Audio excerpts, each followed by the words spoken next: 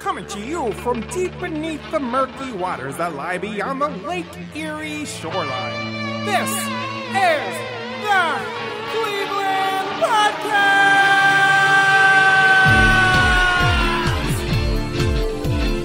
With Fred the Mud Monster and South Bay Caesar.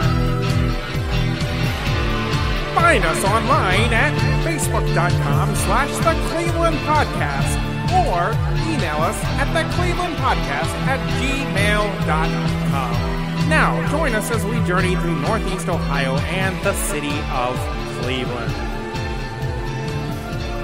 Hey, Fred. What's going on? What's going on, Caesar? You like salad? I love it. There you go. There you go. All right, welcome to another episode of the Cleveland Podcast. Before we start, I wanted to say that we're almost at 100 followers already in total on our social medias. So, congrats, guys! You actually are listening to two white guys talk about something they don't know about. Thank you guys for being so supportive of us and actually paying attention. And shout out to the He's Racist, I'm Not podcast who shouted us out. We're shouting back. Exactly. We're shouting at each other. Yeah, they're right. So, shout out to those guys. The little shout was quite good. Right. So it's a very good podcast. I enjoy it. Absolutely. It comes out once every week. Yeah, so that's a good one. They kind of like talk about different like racial issues through like articles and things of that nature. So that's a very good like podcast if you just kind of want to go into race dynamics, which obviously it's a very hot button topic. But if you go into the history of it, it is quite a fascinating thing, as that's technically my specialty when I was in college. It probably wouldn't have been something that I would have looked for, but when I found it, I found it very enjoyable. Absolutely. So then check those guys out. We have a guest today, Meredith Gastel. Hey, everyone. How's it going? Pretty good. All right. So just a quick, why don't you tell us about yourself? Oh, goodness. What do you want to know? Everything. Give us the whole biography. So it started back in February 13th of 1992 on a cold winter day. But anyway, I'm just some kind of weird kid that goes in the bus wherever life takes me. Someone wants to go somewhere, I'm down for the adventure. All right, that sounds like a good description. It's kind of funny because I was born on a very hot day down south. That's where I'll just leave it at that. However, I will say this hint, so maybe people can figure this out.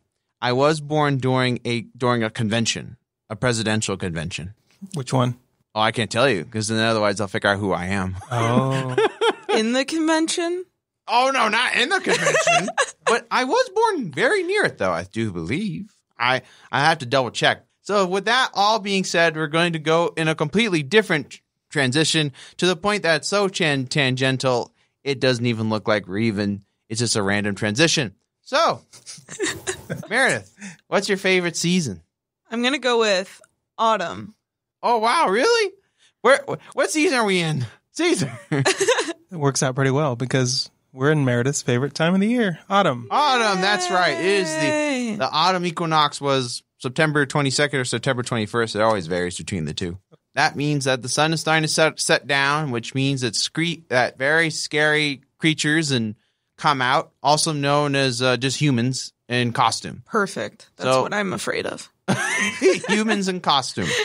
That is indeed lovely. With that being said, we're going to ask a couple questions about why you like autumn, some things to do in autumn. So what makes autumn your favorite season? There are haunted houses available to go to. Okay, what will be some of those haunted houses? My favorite is actually Factory of Terror, which is in Canton. When they ask you, do you want to go in the tunnel?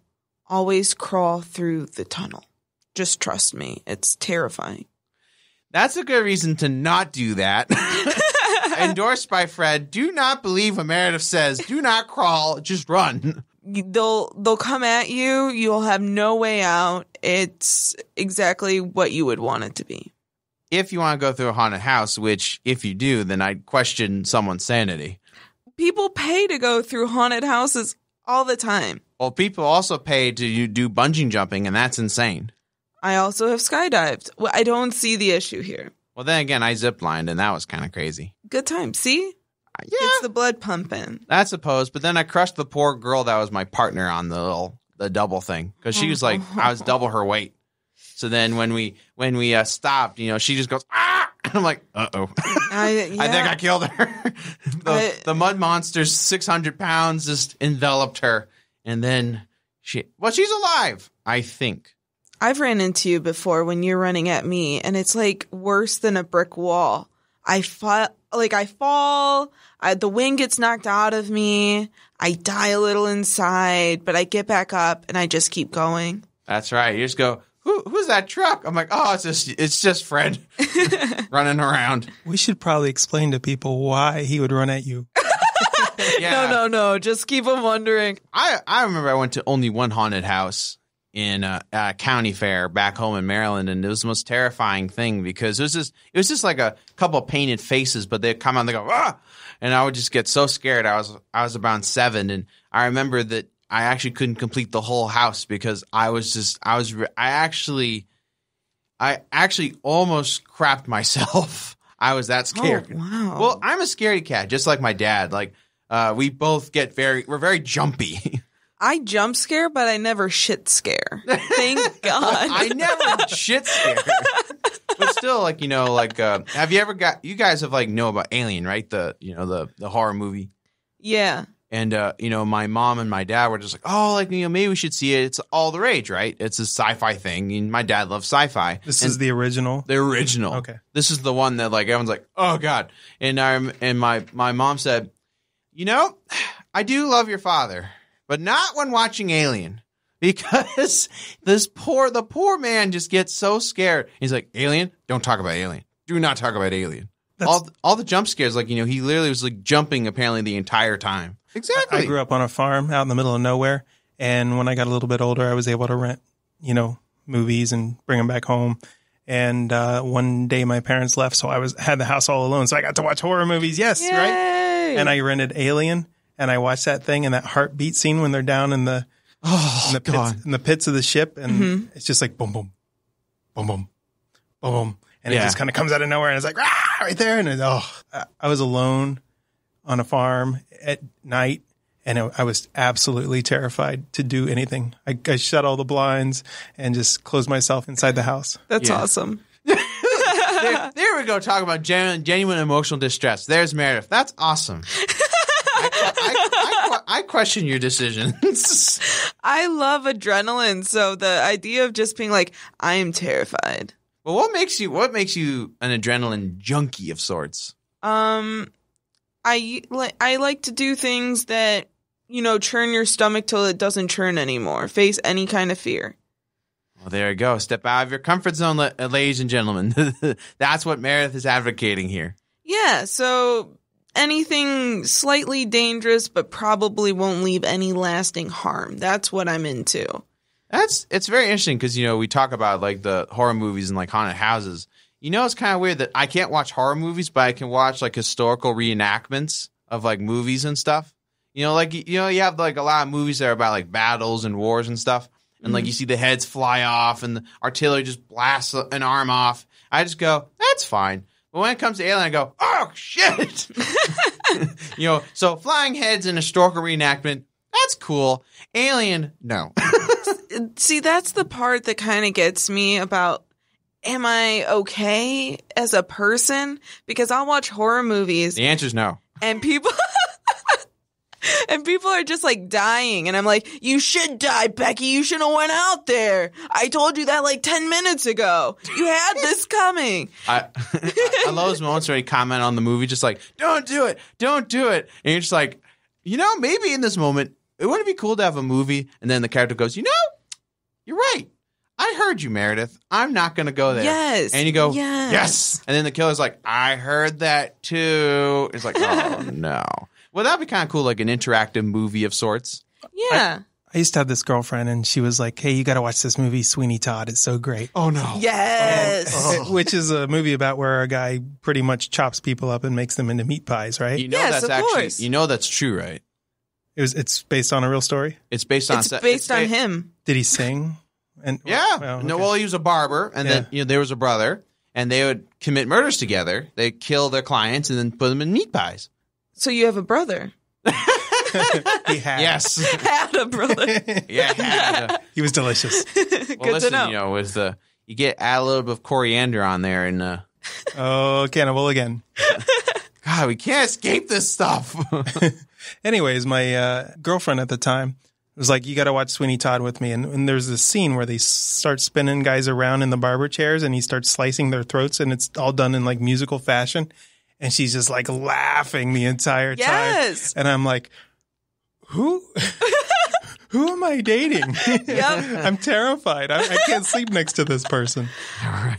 Me and my best friend would go to like scary movies and we just laugh the whole time, and people would be horrified, screaming, and we're like giggling away. Like people are getting murdered horribly, blood's everywhere, and we're just having a good laugh. And that's when I realized I probably shouldn't be watching these in theaters. We mostly watch them in the privacy of our own Yes. homes to laugh. I think No. the moral story is that Caesar actually is a moral person. That's the moral. I just don't want my slit throat in my sleep by my girlfriend. I think that's a lot to ask. Yeah. I know, right? Maybe you could ask her not to laugh the whole time she's slicing your throat. That could be an okay ask, but who knows? Well, let's move past the haunted houses because now I'm starting to feel my bowels move. I'm kidding. So what are some other favorite things that you like to do in autumn? I love hiking with my dog. The leaves are nice. It's a good time and a lot of great places to go. Like where? My favorite is Brandywine. There's a bunch of waterfalls, and it's a decently good hike to go off-roading, have some hiking boots, go off the trail, and see a creek. And you can reach Brandywine Falls from like bikes and cars and stuff like that. Yeah, too. yeah. But it's more fun to earn it. But where is Brandywine? Cuyahoga Valley National Park. Okay. Somewhere near the ski resorts. Yes. Okay. Yeah. So that's good. So just in case someone goes, I want to go there, but they didn't say where. Right. So like there's a Brandywine ski resort, which is in the same area. Yes. Not immediate, but close by. Another one is the Brecksville Reserve. There's also a creek there as well, and a ton of different hiking, and the leaves will be changing. They'll be falling. It'll be beautiful. That sounds pretty good. We're not at Case Western today. I know. That's a little bit sad. And we're not under the murky waters. Oh, that's true. Murky waters. The murky depths. Our introduction says that we broadcast from underneath the sea, from underneath Lake Erie. Right? Why? Beneath the Lake Erie shoreline. Right. Which I wish we did that. We could have an underwater podcast. Like a bubble studio. That'd be awesome. Yeah. In a submarine. Although we're in a submarine, actually. I'm not sure I'd want to see what's underneath Lake Erie. It's already green on the top. We can only imagine what's on the bottom. So it's clear. I mean, if it's green, then maybe there's blue and yellow at the bottom. Yellow and blue make green. Exactly, that's what I'm saying. Ew, what's the yellow? Listen, you got algae. Actually, that I could. There's actually a couple little things later on that might explain why it might be yellow. Just a little bit of a hint. Wow. Well, I'm telling you, I found some crazy stuff Perfect. about our main topic today, which is animals. But of course, first things first. Any other things to do in autumn? Some patio bars in the flats are also good fun. It's hoodie weather. Nice yeah. time to go outside. That's true. So, what are some good places for the hoodie weather? Bars and patios and all that hoopla. Great Lakes has a great patio outside. Great for throwing up. Throwing up. Oh, just making a reference. A friend of ours that had a little bit of experience at Great Lakes. That was actually Nano Brew that he threw up. Oh, it's that. Nano Brew? Oh. Also a great patio. If you go upstairs and the tile is amazing. The vomit just slides right off. well, yeah, you just go up the stairs. There's a really nice patio up there to sit at, tons of tables. And then there's an alleyway that you can just vomit into, like one of our friends. Like the French Quarter. Which is your favorite alley to vomit in? French Quarter. Yeah. You want to add to the mystique of the beer and the piss and the shit. So what Nano Brew, where is that at? It's by Tabletop in the flats. Okay. Hold on. Let me look it up because that with our West bougie Flats? technology. You know, our show is for people who don't really know much about the city, so we have to. Or basically they live here and they don't look around enough. So this is 1859 West 25th Street, Cleveland, Ohio, 44113. I'm even including zip codes now because people need zip codes. West 25th is Ohio City, right? Yep. Sounds about right. Sounds about right. Okay. All of this is walking distance. If you go just down there, walk around, you're not going to be sorry for it. It's a great place. And I did mention tabletop. They have a cover fee, but it's a ton of board games. It's a good time. Ah, there we go. So if you want to get your gamer on there, you go to the tabletop and spin the table. I don't think that's what happens. Oh, you don't spin the table? You spin the bottle. Oh, you spin the bottle on the table. You don't spin the table on top of the bottle. Oh, no wonder people don't invite me to play those games. That's why. Because I spin the table. Oh, dear. Such is fate. Such as fate. Well, listen, why do you think I don't drink that much at the parties? Me being intoxicated is the equivalent of property damage. Like, I go berserk. Bull in a china shop. Well, yeah, I just start just dancing like a madman. Then, I just punch everything, but not people. But I punch all the objects. Like I punch the drywall and everything. Perfect. So I'm never having a party at my house.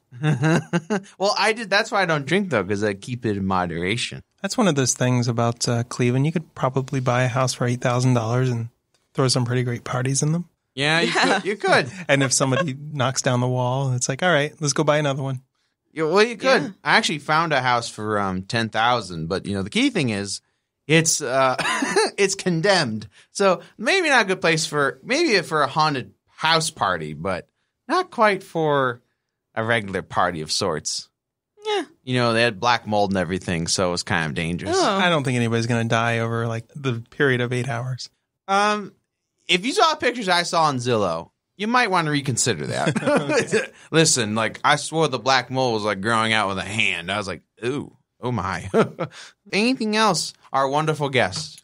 I would say graveyards because October, haunted things, you get to go there. If I want to go to a graveyard, people are like, hey, what do you want to do tonight? And I say, let's go to a graveyard. People aren't going to be like, oh, why? That's weird. They'll be like, oh, that's cool. Yeah, graveyard. Spooky. Why all these scary things? It's that time of year. And then my favorite graveyards are Tinker's Creek, which is near Valley View, and it's much better at night. Mm-hmm. I suggest bringing a flashlight, going after dark.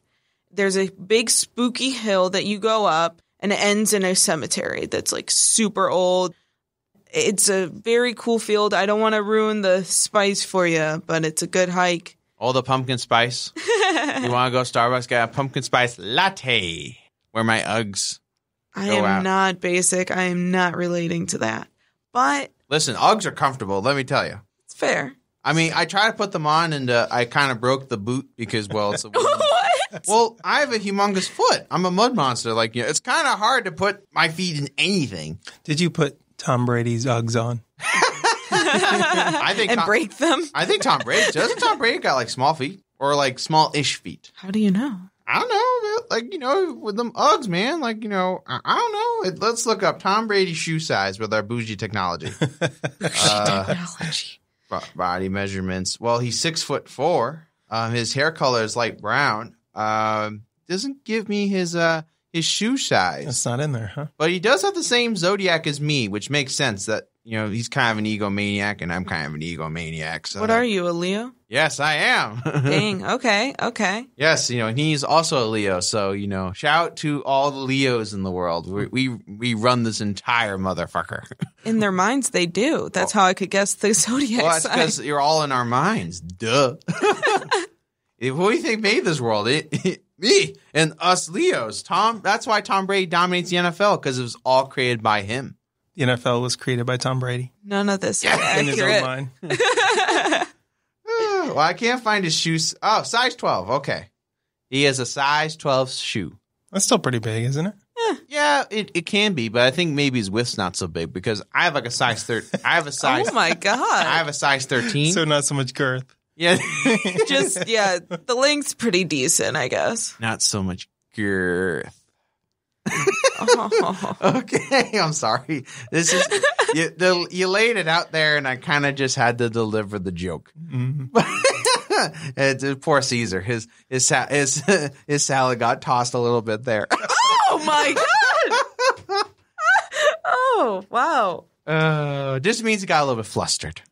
Sure, that's what he means. Oh yes. Okay. Outside of that, like I wear a size 13 shoe, but my width is actually unusually big. Like I actually my width is a quadruple E. What the hell does that mean? It just means that my foot's basically the size of a boat. So it's 13W.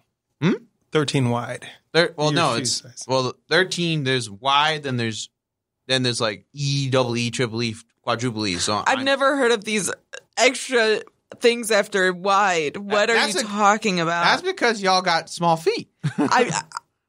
I mean, I'm a 7.5 regular. So that's like medium width.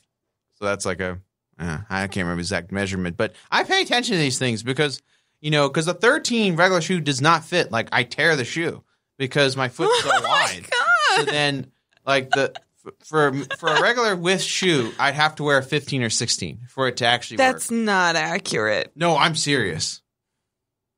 Well, okay, then we need to do a host on the road where I'm just putting on shoes. Yes, please. I want to see proof. Well, I could take off my shoe right now, and I show you how big these. And there's a bunch of letters about the width on there. Oh yeah, there are. I can actually. Oh God! Here comes the shoe. I don't know if this is what I want. Did I tell you now I've washed my socks? I don't know if this is. Yeah, this might be not what I want. He's smelling the Fred shoe. is smelling his shoe. So actually, you can see the width. No, he's trying to look at the width. Yeah, but in the process, he accidentally smelled it. Yeah, right. You take a little bit of a large whiff. So actually, you can see the width on the top of the little what is a sticker on the top tag. on the top of the shoe here. So you can see what does it say? Quadruple E, 4E. I don't know if I believe that. He's tossing the shoe to Meredith. So now you can just take a look. Look at the top of the tag. The top of the tag. I've got the shoe. Don't worry, guys. This is why our podcast is so engaging. You see the top like letter? Oh, 4E. Yep. Is that really what that is? Yep, that's what it is. Where do you get these? What the hell? Well, you got to order them online. It's actually so crazy that I once tried to get running shoes, and they said they only have 3 of my type in the entire country. Really? For that particular shoe brand or design of sorts. Well, I can't really reach my shoes, so I'm just going to be one shoe for the rest of one shoe Fred. That sounds like a personal problem for a mud monster. Well, I mean, they got good janitors here, so I'll help too. Transitioning a little bit, so obviously we have anything else about autumn, or otherwise I have some other questions about Hallow Eve or Halloween. Cedar Point Hollow Weekends, which is in Sandusky. I used to work at Cedar Point. Highly suggest. It's a good time. Okay, so then tell us a little about Cedar Point. You can have a Cedar Fantastic Day. That's for all of my guests that were really rude. I'd be like, you have a Cedar Fantastic Day now. They look so angry. And also, a side tip, never pull your money out of your shoes or your bra and hand someone wet money. And then if I ask you if you were on a water ride, just say yes. Just say yes. Please. Please. Let me believe it's water and not your sweat dripping all over my hands. I just have a very sweaty condition. But roller coasters are still good to go. There are different haunt zones that you can go through, multiple haunted houses. I think they have 12 or 13. So the lines are spread out between the roller coasters and the haunted houses, which is awesome. They have that $100 gold pass that's open right now that you can do Hollow Weekends this year and free parking. And then you can also have all next year as well. So it's actually a really good deal. Yeah. And it's a good time. I highly suggest I go every year. Okay. Well, Sandusky's a little bit too far for me. So Uber would be pretty difficult. Hey, listen, I've taken those hour-long ones. They're like, they go at least 100. You're cracking at least 100 for $100. Oh, yeah. Did I ever tell you about the time where I was drinking a little bit and I had to get home and I accidentally ordered Uber Black? I didn't know. I just got in the car. I'm pretty. I don't Uber a lot, so Yeah. I just got in the car and I'm like, hey, this is nice. I didn't think anything of it, but I got home and then I got my bill and it was like $100. Oh shoot! What's Uber Black? It's like fancy cars, like It was almost like a Hummer or a limo or something like that. Yeah, Escalades, all that type of stuff. How far was your drive? From downtown to Brownsville. Okay, Yeah, so not far and $100. Well, yeah. Doesn't sound worth it. Yeah. Well, it's like basically like an Uber Black's like 3 times the cost of a regular Uber. And then if you caught Brecksville from downtown, which can go as much as $30 depending on surge prices. Yes, I'm calculating all of this because I am quite the Uber expert in terms of pricing. You should be. My driver was awesome. He when I contested it, he just dropped it down to like normal pricing. Really? Wow. I wonder how often that happens. Well, I think the guy's like, I'm already too rich from all these other rich motherfuckers anyway. It's like, this poor guy, it's just like, he's drunk, let's drop it. Right. Like, I need it. Yeah, how are you owning these really expensive cars and being an Uber driver? Well, usually they drive like luxury brand type of service. I guess if you make $100 a night, not a night, like in one 15-minute drive, that probably pays off pretty quick. Exactly. That's true. What are we doing here, guys? Yeah. Oh, you're right. Well, you see, I make my cars messy, so. Oh, what? Well, I like to leave a lot of cookies. I like to eat cookies in the car. I put the cookies on my belly. You better tip real well then. Oh, no, not in the Uber. No. I'm talking about why I don't drive for Uber. Whose car are you doing this to? Well, he just does it everywhere else. Yeah, right. So he assumes. So he's assuming that he'd leave his car at pigsty. Yeah, right. Okay. Well, I do clean it from time to time, but Got that mud monster vibe going. Yeah, it's fine. I gotta get rid of the snakes in the car. Oh gosh. Well, speaking of that, actually, that's gonna be for later on. But what? Snakes in my car is later on. Oh yeah, well, I mean, there's a good transition. It's a good point. It's like snakes in a plane, but in a car. I'm tired of all these motherfucking snakes in this motherfucking car. I would be really tired of that too. I hope there are not snakes in my car. Don't give him a ride. I would name the snakes. I'd be like, you're George, you're Philip, you're Cheeseballs the Ninth. Why would he be Cheeseballs? What's wrong with him? No. It's a commercial that we've done. Did you know he could shapeshift into a snake like Satan? That's right. That doesn't surprise me at all. He explained we mentioned this in the last episode. Yeah. Because I'm a mud monster, so the mud is a very... malleable. Like Play-Doh. So suddenly I can turn myself into a mud snake. That's horrifying. And that would be a weirdly large snake. It would be. But that's also why I'm pretty good at voices, too, because I can morph my entire appearance. That's why Cheeseballs the Ninth is such a success. Sir Wellington. Sir Wellington, Ellington, Fellington, Bellington, Ellington, Cheeseballs the Ninth. He's a very refined man. Indubitably, I'm sure. He's got a dad, Cheeseballs the Eighth. What? Why, a good sir, I'm Cheeseballs the Eighth from the land of Buckingham Palace next to Kensington. I do implore you to try and pay attention to the podcast. Can I be friends with him instead? No, you must give me the crown jewel of the Queen's crown from the land of India, north in the lands of Kashmir. I take back my offer. Going past Cheeseballs, the 8th and 9th. Well, actually, that's actually a good transition because that Halloween's kind of like an Irish tradition, right? No. So, there's kind of like I think it's a Celtic tradition. And back in the way old times, before our time, before I was even considered a mud spot, there was this tradition where, they would dress and they would kind of like invoke the spirits of the past. And so they wear these masks and they would go around and celebrate. And this is where, this notion of celebrating spirits and venerating them has been around for centuries. Yes. But the kind of like the westernized version of Halloween comes from that tradition. So it's a couple 100,000-year tradition. So that leads me into my question, Meredith. Oh no. Why do you enjoy Halloween so much? Because I get to dress up and be whatever I want to be And my one friend is coming in from Florida this year, and I said that we're going to get masks and go trick-or-treating. I don't feel like we're too old. Just a note here. I stopped trick-or-treating when I was 10. That's a sad life for you. I just didn't like the candy. I just didn't like it. I'm not there for the candy. I'm there for the tricks and the treats. I am there. But the treats are the candy. What tricks do you play if they don't give you treats? It'll be something good. Don't you worry. It may not be right away. Oh no. It might be 3 years down the road.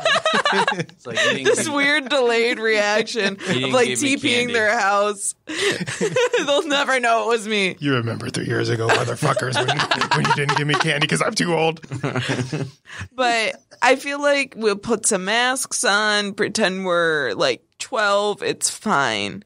And that's the spirit of Halloween. You can do whatever you want. You can go to parties.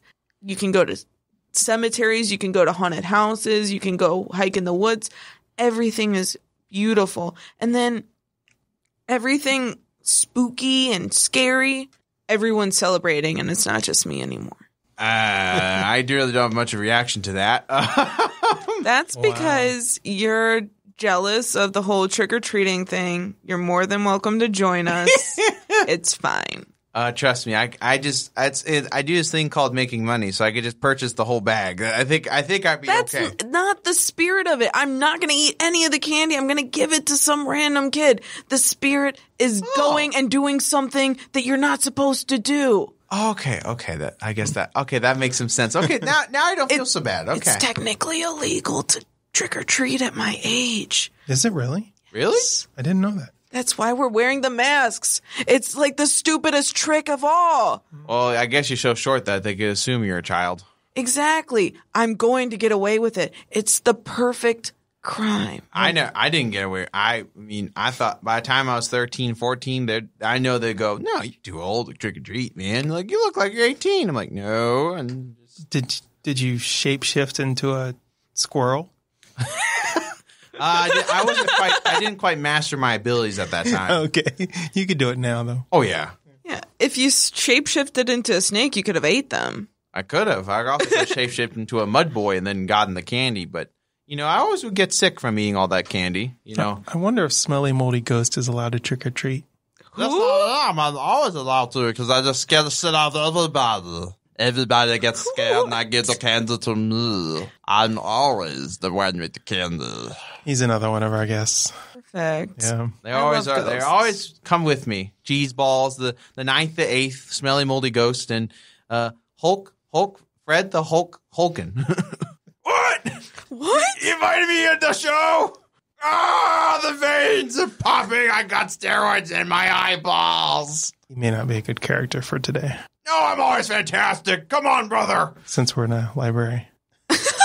Oh, I'm gosh. flexing my muscles. Yeah, you're missing these weird hand gestures and arm gestures. It's everything you could ever want and less. All right. So then what else about Halloween that's exciting? Is it the history? What else is there? Just the fact you like to be scared. I like the scary, spooky stuff. The ghosts, the hunting for ghosts and never finding them. All that jazz. So then when did you know as like a young lady that you knew that Halloween was the holiday for you?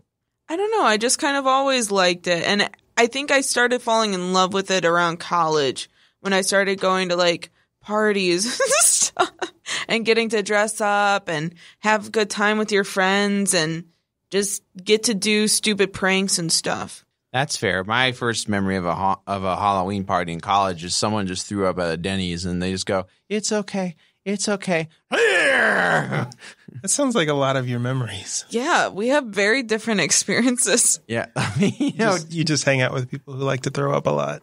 I mean, I'd be surprised. Throw up and I are like this, man. We're very close. And by this, he's putting his two fingers together as if they're tight. Exactly. I mean, like you could see them. Right. I mean, I wouldn't want throw up and I to be in this type of relationship, but alas, we are here. All my drunkards, I make sure, are very sound of stomach because I'm always the DD, and I do not want anyone puking in my car. That's true.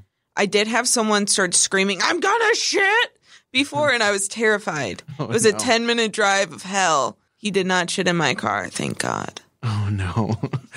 See, it's weird because, like, my friends don't necessarily throw up, but like, I go to places and then other people around me that I don't know throw up. It's a very bizarre thing.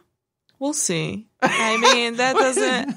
Are you expecting something, Meredith? I'm expecting you to be the puker. No. I hold my alcohol very well. It's just that I punch the drywall. Fair.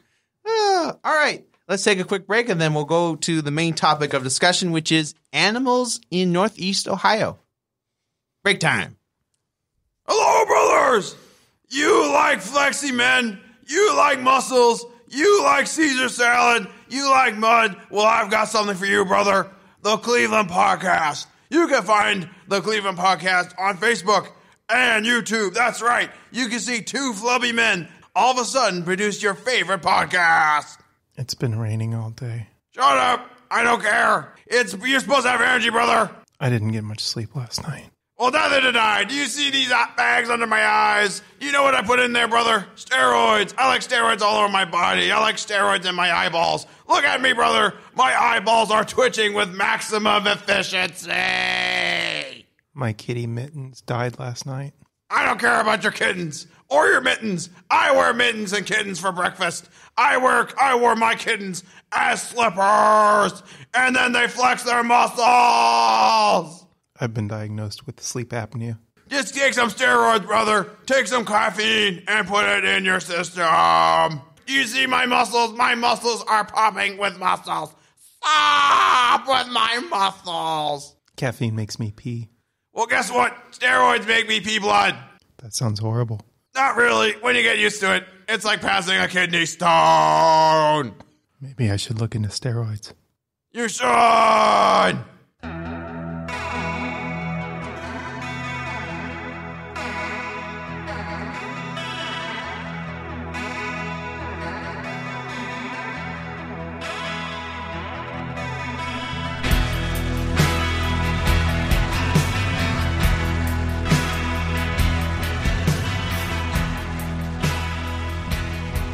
And we are back.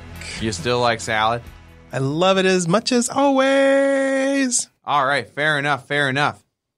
So, Caesar. Some people like chef salad. Chef salad. I hate those people. Oh, yeah. Oh, sure. I know. Caesar salad. All the way. And no tomatoes. Yeah, right. If somebody puts tomatoes in your salad, it is not a Caesar salad. Yes, that's right. Take it from the man named Caesar. I was actually in the town of Old Brooklyn the other day, and I saw a lot of strays while I was walking around. And so I went home and I read about them. And it turns out that 1 in every 5 kittens turns to street cat violence, joins a gang when they grow up. It's a difficult life if you're a kitty in Old Brooklyn. And I wrote a song about it, and I was wondering if you guys would like to hear it. Yeah. All right. Give me just a second while I get my guitar. Woo. All right. You guys ready? Yep.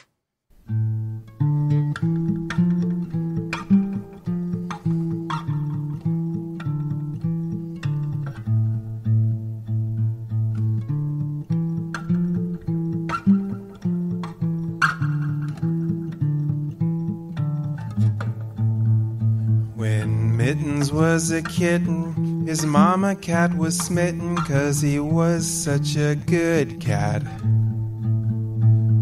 Oh, Mittens the kitten was a very good kitty, but he grew up in the streets of the city.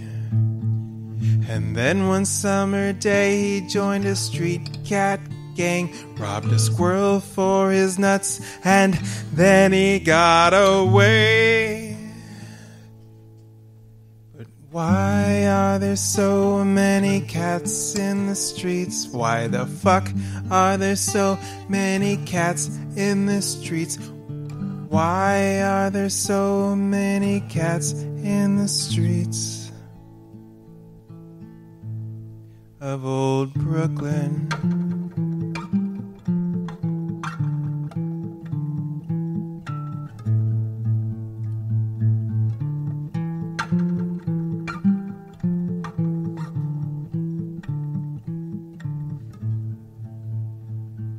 Mitten Street Cat Gang roam the streets of old Brooklyn, and they terrorize the squirrels and the mouses. Mittens the kitty roamed the streets of the city, and he saw all the flags on the houses. American flags, Puerto Rican flags, equality flags, Ohio State flags, Indians flags, Cleveland Browns flags, Cavaliers flags, and lots of other flags. But why are there so many flags on the houses? Why the fuck are there so many flags in old Brooklyn? Why the fuck are there so many cats in the streets in old Brooklyn?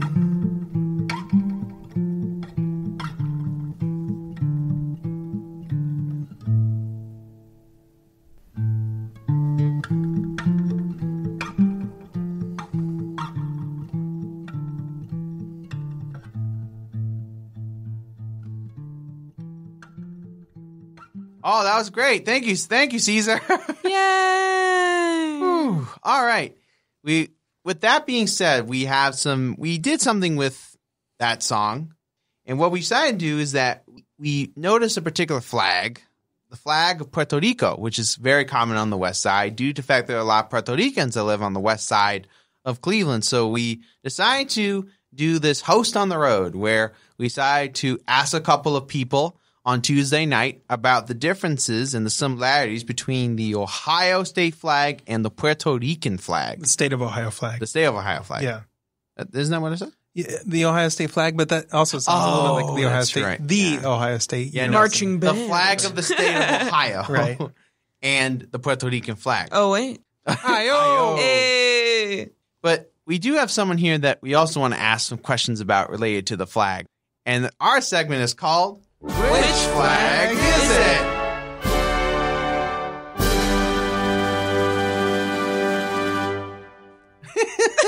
The face says it all, Meredith. You're just like, what is this?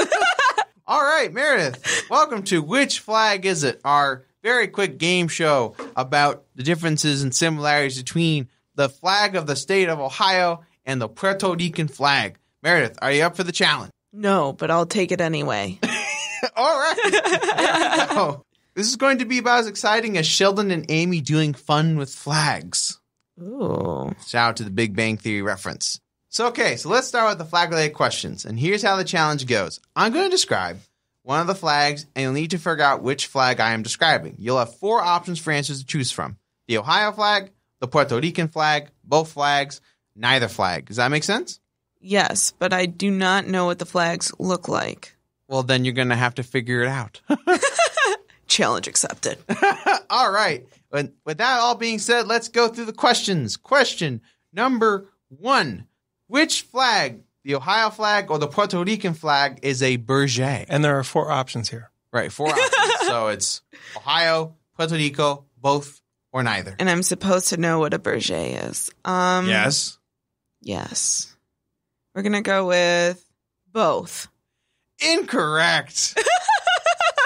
The Ohio flag, according to dictionary.com, a berger, pronounced berger or swallowtail, is a triangular flag or one having a shallow angular indentation in the flag, forming 2 tails, used as an identification flag, especially by yachts. The Ohio flag is shaped like a pennant, while the Puerto Rican flag is rectangular in shape. All of the state flags have a square or rectangular shape. So that's the first question. So no points for you. Dun, dun, dun. Wah, wah. The second question. Which flag was at one point associated with a group from another state? What? Group from another state? Correct. Yes. A group from another state. False. False. So you're saying neither. Incorrect. The Puerto Rican flag was at one point associated with a radical communist group in the late 19th century, early of 20th century, that was in New York City. So actually, the Puerto Rican flag used to be associated with a communist group way back in the state of New York. That's a fun little tidbit there. I guess not. I guess no one's a fan of communism here. Oh, well, it is America. America. All right. Next question. Which flag officially comes in different shades of blue? Both. Incorrect. The Puerto Rican flag is sold in several different shades of blue. The Ohio flag can come in different shades, but that's if the flag is old. Okay. Yeah, it was just a decision made by the government that's like, that's a good idea. Help us get some more money in merchandise. Next question. Which flag has an official pledge? Official pledge? What does that even mean? Like a Pledge of Allegiance? Kind of. So basically, what it means is that there's when the flag is hoisted, there's a pledge given to the flag. Okay, we're going to go with Puerto Rican. Incorrect. What? It is both. There's an Ohio pledge? There is. Who's done it? Who? I'm an Ohioan. 1 second. It actually was a law passed in the 2002-2003. Whoa. What? That seems archaic. Yeah, I know. It's such a long time ago. No. Like that seems to have a pledge to a flag at a time when that's kind of like a iffy subject to pledge to a flag. Yeah, that's true. And why are we adding the Ohio flag to pledge to? What are we pledging? Well, basically, the pledge basically says, I pledge to the livelihood of Ohio along with the Buckeye. So what? It's an official law. So I'm pledging to a nut. Yes. What the hell? Hold on. Let me quickly look this up again. Yes, Ohio please. Flag pledge. Look at that. Ohio flag pledge. It's kind of bizarre to make a pledge to a flag. The pledge? Yeah. Like, I love you, flag. I love you, nuts. I love you. I love your stripes. Ohio. I will do anything for your stripes. Yes. I just wanted to see those circles. And that one shade of blue Oh my just gets me. Oh. God. Okay. The regular one. Yes. Okay, so this is what the pledge says. I salute the flag of the state of Ohio and pledge to the Buckeye State respect and loyalty. That's it. That's the entire pledge. And this was made recently? Yes, very recently. Why? I don't know. I just don't know. Somebody in Columbus needed to fulfill their work week, 40-hour work week, and they, I don't have anything to do. I need to figure something out. I know. Let's make a pledge. What can I do? What can you do indeed? All right. Next question. Which flag has a unique folding procedure? Both. Incorrect. The Ohio flag has its own procedure given that it's a burgee, so there's a different way to fold it compared to the Puerto Rican flag. It's a swallowtail. Oh, yeah, that tail. It needs all the precision. Which flag consists 3 red and 2 white alternating horizontal stripes in a blue hoist triangle? I probably should look at flags someday. I don't know. We're going to go with Puerto Rican. Well, yes, but no. The answer is both. The flags are very similar in appearance, which can be confusing. Why? Because it's fun to talk about flags. Flags that no one looks at. Oh, come on. Everyone looks at those flags. All right. Where are they? What do you mean, where are they? Where? Well, part of the problem is when you're driving through the streets of Old Brooklyn and avoiding street cats. Yes, the huge problem and epidemic of that. Yes. There's all these different flags. There's like Thanksgiving flags and pumpkin flags and Charlie Brown flags and Old Brooklyn flags. And they're kind of cool, actually. But the two that you see regularly are like the Ohio flag and the Puerto Rican flag. And it's really hard to tell the difference. We're educating. Exactly. So we are educating our audience. Exactly. So that when they drive through Old Brooklyn or the West Side, anywhere on the West Side, they know which one's Puerto Rico and which one is Ohio. Correct. Oh. Now, the Who last... would have known they're even there? Yeah. Okay. The last question. Which flag has a right triangle? What? A right triangle. Where? No. I don't even know this one. Take a guess. We're going to go with both. Incorrect. Neither. Because the triangles are isosceles triangles. Or equilateral, excuse me. I think everybody just turned the podcast off. Wait, what was the question? Which flag has a right triangle? Like 90 degrees? Yes. It was Equilateral have. No, it's got 60 degrees. Oh, wait. Yeah, damn it. All equal sides. Sucks. I just want to throw my little question in there. Thank Why? you. Because I wanted to trick you. Thanks. All right. Thank you so much for playing Which Flag Is It? Catch us next time where we'll ask another clueless guest. With that being said, though. But we love you, Meredith. We do. Thank you. Yeah, I did great. It's Don't actually worry. a great transition, though, because we talked about mittens and cats and, we're talking about animals. We finally got to what we want to discuss today, which is animals. And Meredith, you have quite the little personal connection to animals, don't you? Yes. I mean, I used to work at the Cleveland Zoo. What's cool about the Cleveland Zoo is you can go there for free on Mondays. So even when I didn't work there, I just go there to look at the elephants sometimes and leave, which is my favorite animal. And I also have a rescue dog named Sparta. He is awesome, and I wish he could be here, but we're at a public library, so. Just say it's a help dog or whatever you call it. Just pretend dog. he's Wait, like no. a service dog. A service dog, yeah. I feel like that's illegal to the point where I probably shouldn't. You should wear glasses. Pretend to be blind with my dog. Oh my God.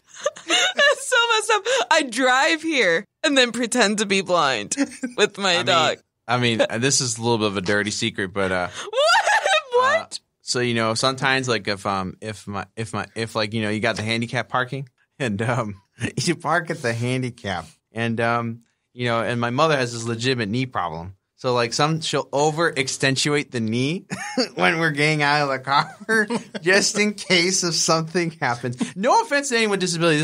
It's a legitimate situation and but when there's no space, literally no space to park. And we have and there's disabled parking. That's sometimes what my mother will do. All right. So you said you worked at the zoo at one point in time. What were some of your favorite animals at the zoo? Another one would be the wolves, which is in the back of the zoo. What's also really cool about that is when you go into the exhibit looking for the wolves, once you go back down out of it, you're still in the same building. There's a bald eagle. You'll get to see some turtles and some fish and stuff underneath the water and still can see the wolves. Oh, that's pretty cool. So what are the species of the wolves? What do you mean? Species. Wolves. Well, no, there's different types of species of wolves. Come on, Caesar. I don't know. They just say wolves on their habitat. I don't. Oh, for shame. For shame. For shame. I have a whole series of species right here that I'm going to talk about later on. But you don't. But you worked at a zoo and you can't name the species of the wolf. I did the gift shop, and I really messed up some kid's face with face paint. I don't feel like that means I know species of animals. Well, no, of course you do. Homo sapien sapien. I don't even know what animal I put on that kid's face, so. It's just an amalgamation of every animal. I warned that kid. I'm just like, wait till the other girl comes back. It's going to be okay. They did not want to wait. Fair enough. It's kind of like when a doctor goes into retail and asks some guy who makes like minimum wage, can you tell me more about this shampoo? Does Google not work for you? You know what I mean? Yeah, that's fair. That's fair. But still, I thought that maybe she'd know what the species might be. What other animals that drew your fancy while working at the zoo? There's the snow leopard. They just made an Asian exhibit, so it's brand new, very cool. Also somewhat in the back of the zoo. Mm-hmm. And there's a bunch of them. Very awesome. They're huge. And to look at them walking around, doing their thing, laying in their exhibit is awesome. And another cool thing that happened this year and last were the Asian lanterns to kind of kick off the Asian part of the zoo. Oh, lovely. Very, very lovely. Any other particular animals? Tortoises. Oh, yes. I love them. When I was at the Cleveland Aquarium, I saw tortoises mating, and it was one of the most horrifying experiences of my life. Yes. It's like... I haven't been there in person, but I've seen it on YouTube. It's horrifying. It's very, very disturbing. I I couldn't move for a while. I just was staring at it. They kind of like, ah. Yes. Wait, And his face. It just, I can see it right now. And it's what I picture like some scary old man to look like. It's horrifying. Don't they go like, I don't know. I just remember like the look on their face. The look. It's horrifying. My friend eventually had to go like, Meredith, basically are the you Jack ready to Nicholson leave? face is what they give when they mate. And you kind of think of turtles as slow. Yes. But when a turtle guy is chasing after a turtle girl, you've never seen an animal move so fast. It's only slow when it needs to be, and fast when it has to be. Ooh. Oh dear. Okay. Well, actually, do you know the species name for the tortoises in the zoo? Oh my God. I'm gonna kill you. Do you know? No. I do. The Aldabra tortoise. Of course. I just wanted you to be able to say it. Well, you know that a pretty rare species of tortoise was the tortoises in the Galapagos. They're actually just indigenous to just the islands out there, and you watch these things, and they're like ancient creatures from those ancient times. They just move so slow, and you think, how the fuck did you survive all these crazy animals? They got that shell. That shell is hard as hell. It's like Fort Knox, if not harder than Fort Knox. How hard is Fort Knox? Oh. Very hard. Oh. It is indeed stimulating. Oh. And the shoulders stand straight up. You know that the gold bars in Fort Knox are supposedly like ridiculously heavy. What? So you can't steal them?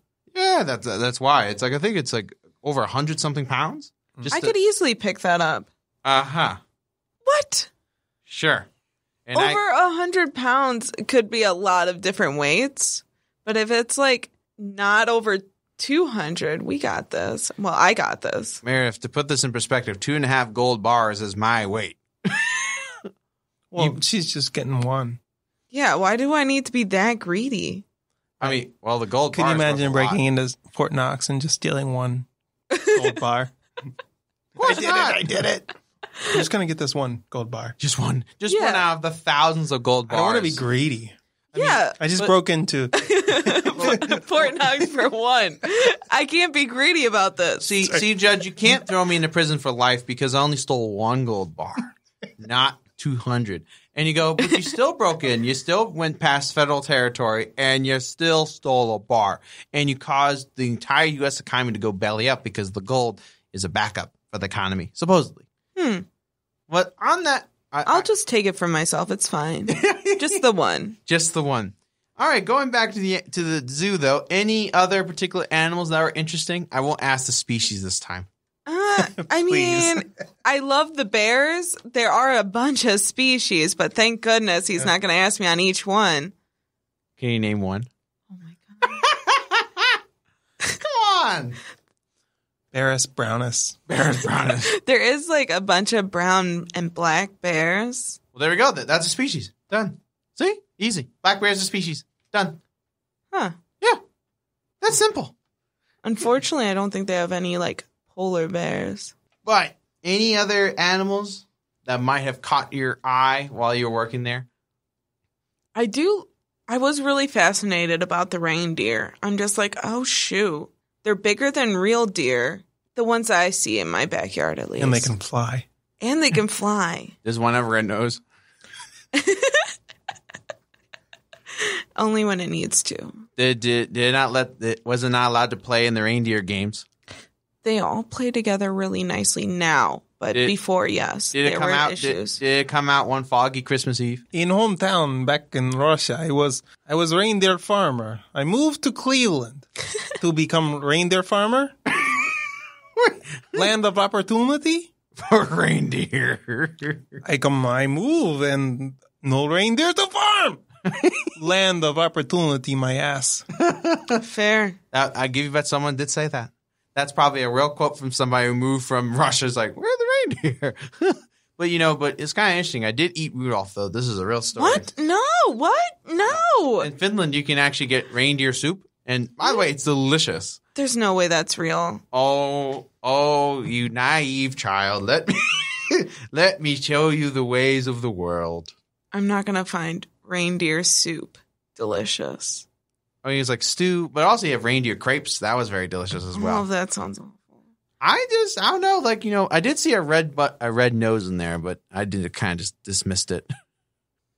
Well, so you like the reindeer? Is there any other particular animal that might have been? What about animals that are like popular? What are some of the popular animals that are in the zoo? There are lines right at the food court, which are really awesome. What's also cool about it is you can eat your food, and there's not really any kind of metal in front of them. Uh-huh. So you can just kind of see them. If you wanted to jump in there and let the lion eat you in any way or sacrifice your child to them, you can. Actually, a lion almost ate me. No, what? I always love these little things. It's like almost every animal I've got a crazy story for. So I don't feel like that's accurate, but let's hear this okay, possible lion story. So, I was on this safari with my family, and we were just going around, and we see on this like dung pile, it's like this lion that's sitting there. You're kind of just waiting. It's resting, and all of a sudden it looks at me dead in the eyes, and it just starts to lick its its teeth, and it just looks at me like this, like, and the ranger goes, "It means it's hungry. It's looking right at you." So if I actually stood up any longer, the ranger said, the lion probably would have attacked you. So I was like, okay, I could have died. So that was kind of fun. Nice. So, see, that's a real story. Where were you? In South Africa. Oh, okay. That makes more sense. Mm-hmm. Yeah. We saved enough money, and we're like, well, we spent literally nothing on anything else, so let's go to South Africa. And it was quite the trip. It was a beautiful trip. Might as well. Yeah, might as well do it if you save up the cash. What are some of the other popular animals at the zoo? The monkey exhibits are fun. There's a rainforest that isn't part of the free thing on Mondays, but there's orangutans, and you can watch ants go through the process of them moving food and different stuff like that. And there's a bunch of cool animals in there. They also have a flower that's like the smelliest flower, and it only blooms every so often, and it just bloomed a bit ago, and it got a huge crowd. Oh, interesting. Well, actually, hey, Meredith, I got a question. Oh, gosh. Can you name us one of the species of the monkeys? Orangutan.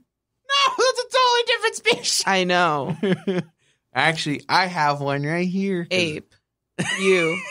Well, actually, we are apes, so you ain't wrong there. So I actually have one of the names, one of the species right here, because Clean Podcast. Because you asked questions with the answers you already made and Googled yourself that you wouldn't have known. So that way, is all I'm hearing. So that way, I look smart. Sure. Colobus monkeys. That's one of the species at the zoo. Where is it? Colobus. It's in the zoo. Colombia. Is it in the zoo or the rainforest? Oh, now stumped. Now you're outsmarting me. There we go. That's what our guests need to do. You need to trick me once, and then I give you brownie points. I'll take the real brownies, thank you. Sadly, we don't have any. I thought you were supposed to bring some, Caesar. No, I didn't bring my brownies. What aren't the giraffes quite popular at the zoo? Yes. You can actually feed them lettuce and different stuff for money, which is cool. They have the weirdest of tongues. They do. It's purple, aren't they? Mm-hmm. It's a very bizarre color. I forgot why. I actually look up why the giraffes' tongues are purple. You buy a head of lettuce? Yeah, and then you just let them come up to you and they'll eat it right out of your hand. It's a weird experience. The one time my friends helped me pet the giraffe, it was a little too far for me to reach. So I swung over the side a little bit. They held on to me, make sure I didn't fall. I just reached out, and it felt like a little bit coarse in the hair. You're not really allowed to do that. I do not recommend, but I also do recommend because it was a great experience. Fair enough. So do and don't. Exactly. At your own risk. I have the answer here. So apparently the giraffe's tongues can vary in color. They appear purple, bluish, or almost black in color. This is due to the density of dark melanin color pigments in them. There's still no definitive explanation for this, but the leading theory is that the melanin provides extra UV protection, preventing their delicate tongues from getting sunburned as they feed up high. Thank you, science. Focus. Wait, like different giraffes have different colored tongues, Mm-hmm. or yeah, the same giraffe has a different colored tongue? Oh no, throughout the color varies. Oh. It's kind of interesting. I think it's just like genetic differences and amount of melanin, all that good stuff. So thank you, Science Focus, a British website. Thank you. A website from the UK. Lovely. Lovely indeed. By the way, Meredith, can you name a species of giraffe? I'm going to kill you. I'm kidding. I don't know this answer. I did not quite look up the species of giraffe. I think only giraffes are giraffes. You're a wanker. I am a tosser. All right. What aren't the elephants quite popular too at the zoo? I named the elephants first. They're my favorite animal. Oh, that's right. This co-host cannot remember. No worries. So what makes ironic since we're talking about elephants who never I know, forget? right? Yeah. They never forget stuff. You know, it's interesting that the elephants supposedly can, like, there's evidence that they they hold funerals and stuff for dead elephants. Like they like have the sophisticated like culture and society, and but all we hear is just a bunch of and. Do you think elephants ever got blackout drunk and forgot the night before? There's got to be it's like, dude. He's like, what the hell is this girl doing next to me? This female giraffe. What's she doing next to me? Who is this? Who is he? I never forget. He's like, dude, what was that tree that I ate last night? I don't even know. Oh, wow. I'm feeling it. Doing shots at the elephant bar. The elephant bar. Next thing I know. Oh dear. But I think giraffes, they actually eat leaves that leave them intoxicated. I think they eat they like a particular set of leaves that leaves them all intoxicated in the wild. Perfect. All right. And then anything else that you want to mention about the zoo? Because otherwise I will show off my incredible knowledge that I just looked up only 4 hours ago. Google makes me so smart. It does. And you too. Makes me Einstein. You got this. So the Cleveland Zoo has 3,000 animals and over 600 different species. That's it currently right now. And the Cleveland Zoo was founded in 1882 when 73 anchors and 14 deer were given out. And this was actually at right around Wade Oval, so right near Case Western Reserve, which we're definitely far away from for our episode today. And turns out in 1907, the Cleveland City Council decided to vote to move the Cleveland Institute of Art right where the zoo was. That's why the zoo got moved to its current location, was due to the fact that the CIA took over that spot. So if you go and see where the CIA building is now, which is right around, like some of the CIA buildings that are around right now, not the one on Euclid, but the one that's kind of on Martin Luther King and on that side, actually where the zoo used to be. So if you see a big CIA building, that's where the zoo was. So the Cleveland Zoo isn't necessarily in the nicest part of town anymore. No, not at this point in time. But you've always felt pretty safe when you worked there. Yeah, definitely. I even had to close, and I would be one of the last people there, and I never felt like I was in danger or anything. It's also not the worst part of town either. True. Yes. I feel like you might drive by a little sketch depending on where you're going. Yeah. But at the same time, it's not bad. I never got the heebie-jeebies. Another fun time when I was driving from the Cleveland Zoo home, I was dancing in my car, and there was a stranger that danced with me. Nice. So it's got to be a good area. I suppose. Not many areas you'll find that when people are on the sidewalk and they're just like, get it, girl, and then they start dancing with you. All right, so a couple of some facts about the zoo. Here are a couple of animals that are in the zoo with some species names. Oh, my God. Oh. So Fred the Mud Monster might not have another podcast ever because he might die by some random guest on the show. Not me. Of course, not me. Well, Caesar will protect me. We'll see. You're right. I'm too busy eating salad. Oh, touche. All right. So here are a couple of animals, minus species names. zebras, gazelles, black rhinos, which that's actually quite rare.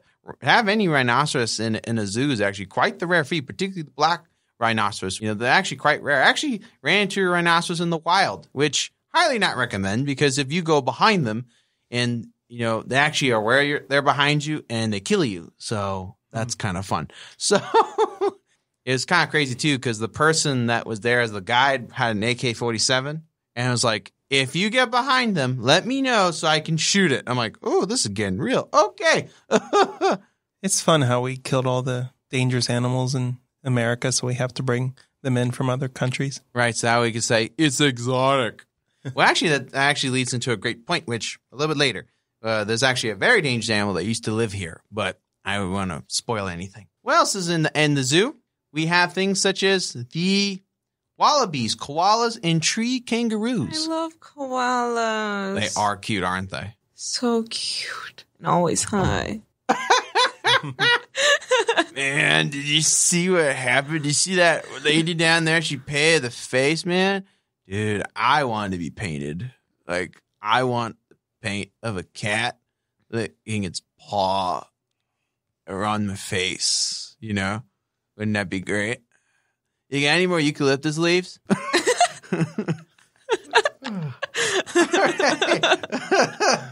Then we have a couple of other various species, because I have a whole list. Amur tigers, reindeer, and Persian onagers. What's a Persian onager? 1 second. I looked up the name, and that was the one species I forgot to look up what it looked like. I hope it's cute. Actually, I didn't pre-look up the answers to his questions. That's actually not too bad. It's basically a Persian donkey. What? So the Persian onager, also called the Persian wild ass or Persian zebra, is a subspecies. Wild ass? I love some Persian wild ass. I love some Persian wild ass. Oh, you guys are terrible. is a subspecies of onager native to Iran.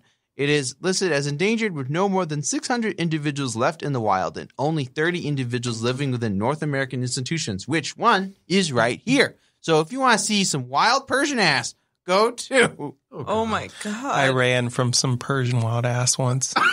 Oh, no. Oh. Oh, dear God. Lord help us all. Okay. Then we have a couple of other species, because I just keep looking these up. The Aldabra tortoises, which is one of the species you got wrong, Meredith. Brutal. Okay. Snow leopards, and then Bornean orangutans. What do you think that means, the Bornean orangutans? What do you mean? What does it mean? Like orangutans from Borneo? Yes, that's correct. What kind of question is that? It's straightforward, because they're from the island of Borneo. But okay. Come on, Meredith. You worked at the zoo. What? You gotta know these things. It's like the weirdest question.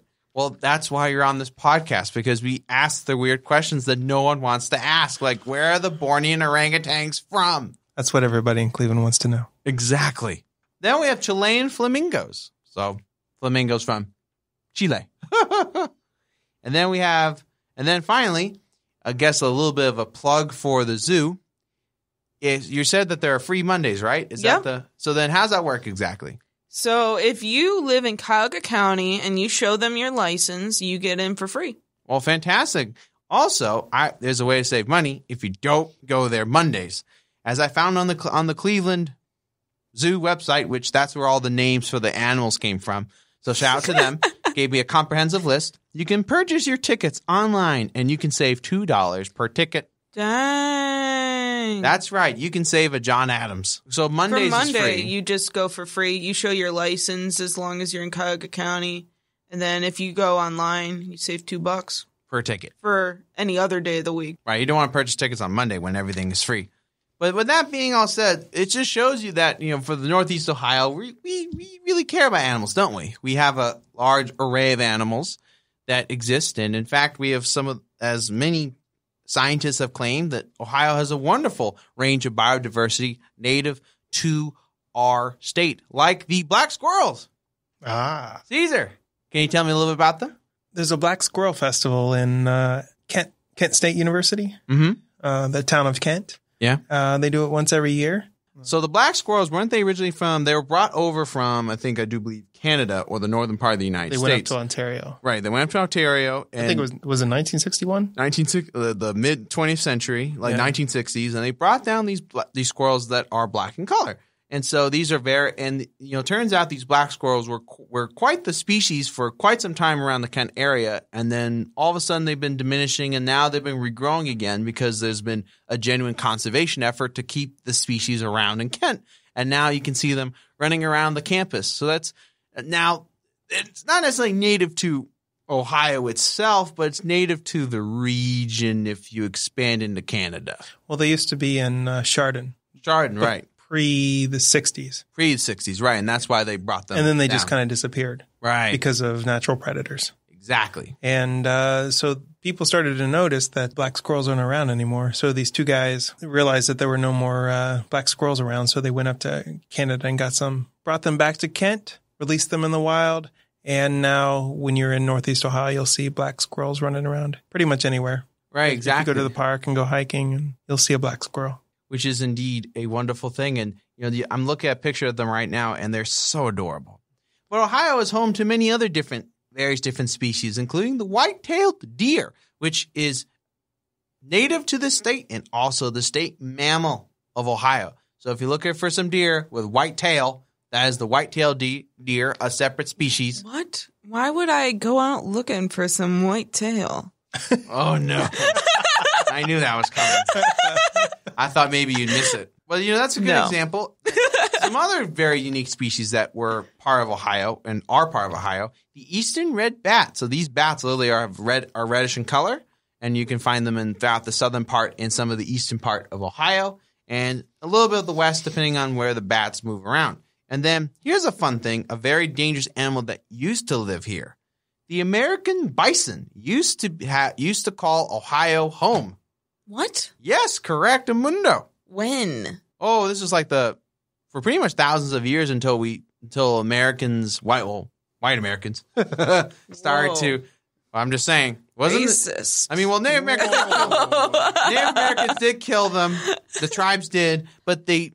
Whoa, Tatanka. Dances with Wolves. Oh, right. When the white men came in and started killing all the buffalo. And he's like, Tatanka. Right, but once the settlers started to exterminate the buffalo, there used to be around 1800. There used to be 30 million buffalo. Lots of meat. That's a lot. Oh God. I didn't mean it like that. And by the time of 1886, the Metropolitan Museums were trying to find, the Smithsonian, excuse me. They were trying to find species, samples for the bison. They couldn't even find 10 good samples. So it just shows you that millions upon millions of buffalo were exterminated within almost 100 years, which is an insane thing. But yes, buffalo used to call Ohio home. Isn't that kind of cool? It is. Were there buffalo in Buffalo? Actually, I think I think that was actually named after Buffalo Bill. If there were buffalo in Ohio, there might have been buffalo in Buffalo. There probably were. I didn't necessarily double check that. It's not that far. Yeah. It's a 3-hour drive. Yeah, that's true. But that's a lot of buffalo. I know. All very exciting. Then what else about the animals that live in Ohio? Actually, here's a really interesting one. Cougars. Not the Whoa. No, not that. The actual animal. Oh God, that's not even. Which one? So what? The cat. Wow. I can't win here. Didn't know that's what you're into. Getting weird. The thing. Oh God. Oh, I was gonna say the thing that eats the meat. That's even worse. Oh gosh, we don't need to hear about your experiences. The thing that's on all fours that goes around and is muscular in shape and lives in the forest that used to live here in Northeast Ohio. Mm-hmm. So then we're narrowing it down. Okay. Yeah. She's on all fours, huh? Getting wild in the forest. I knew I can't. Muscular. I couldn't bring this up with you two. I knew it. Brecksville Reservation. Yeah. Yeah, that's where she's at. He's down in the mud and she's on all fours. It's perfect. Oh, God. Actually, what's also interesting is that there's different types of skunks that also live in this state. And actually, here's something that's going to really blow your socks off here. I'm not wearing socks, but go for it. So there's this thing called Skunk Fest. Skunk Fest? I've never heard of that. So it's in North Ridgeville. North Ridgeville. Oh, North Ridgeville. On the west side. Yeah. What is Skunk Fest? So Skunk Fest is, well, I'm going to explain the whole story. So Oh, goodness. shout out to Deb Cipriani, who actually was starting to save skunks around the region because Why? because What do they do? Well, believe it or not, skunks are actually owned as pets. And sometimes because the skunks are high maintenance, they would get left to the wild, and so they would die because they were domesticated and they're not quite used to the wild. So Deb would actually save these skunks, and all of a sudden she started to own these skunks. And then because apparently skunk owning is a very big thing, she actually wound up creating Skunk Fest, which is a get-together for various different skunk owners across the multiple states in the Midwest. And some of the skunks come in different colors, such as lavender, white, apricot, and brown. And, of course, the usual black and white colors. So and then on top of that, there are people that dress in skunk costumes. Whoa. And there are even skunk races. Why aren't we there? I don't know. But there's some other kind of interesting animals too, and this is kind of like my last of my list. So we have freshwater jellyfish with these really tiny jellyfish that. Where are what? In Lake Erie? Yeah. We have jellyfish, but they're really small. Like you can't even feel the sting of the jellyfish.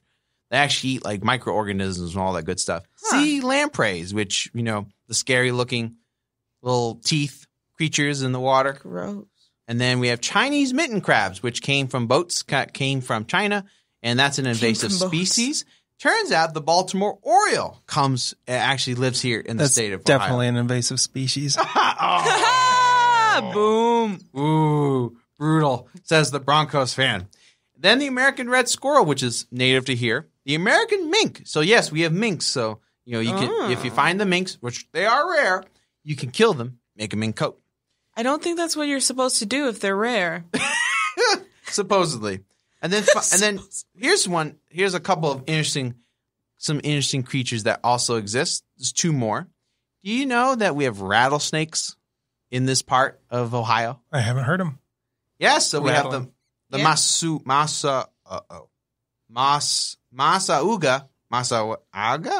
rattlesnake and the timber rattlesnake, both quite poisonous actually, but they're very rare to find. They're both endangered species, and they actually can somewhat be found in the Cuyahoga Valley National Park. So if you run around and start looking out for that. Exactly. So if you hear a rattle, you hear it from Fred first.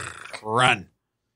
And then from there, you also have the Cuyahoga Valley National Park, which has a whole series of different animals and species you can try. And I just that was definitely a slip of the tongue. What are we trying with them? Well, you can eat them. Okay. So a super quick thing about the Cuyahoga Valley National Park, you can find all types of different animals such as coyotes. You can find all types of different bats. You can take all types of wonderful hikes. You can find different numerous rats. There are 20 different species of birds that exist all around the park, which include wood ducks, Canada geese, and other waterfowl. In addition, you have raptors, so 10, not the dinosaur. Yes, the dinosaur. Don't believe him. So 10 raptors are pretty much like birds, and then bald eagles, and they actually came back to the park after 70-year absence, so that's kind of a sight to see. And you also have frogs, toads, and salamanders. On top of it, you have numerous different amounts of bugs like dragonflies, bees, ants, and spiders. So if you want to see like the whole collection of the biodiversity of Cuyahoga Valley National Park, which includes the rattlesnakes and minks and other different creatures, then go around to Cuyahoga Valley National Park, which would be where? Goes pretty much from Akron to maybe like Independence, Ohio. All right, so there we Valley go. View. Valley View. Yeah. Valley View. So if you can check it out on Google Maps and go to Cuyahoga Valley National Park and see the whole range of biodiversity in the state of Ohio. Immediately south of the city of Cleveland. Immediately south. Yep. With that all being said, I ran out of content, so we're going to wrap things up. Thank you so much, Meredith, for being a wonderful guest. Thank you for having me, guys. Thank you, Meredith. It was great to have you. All right, Caesar, let's Let's eat our salad and head home. All right, later.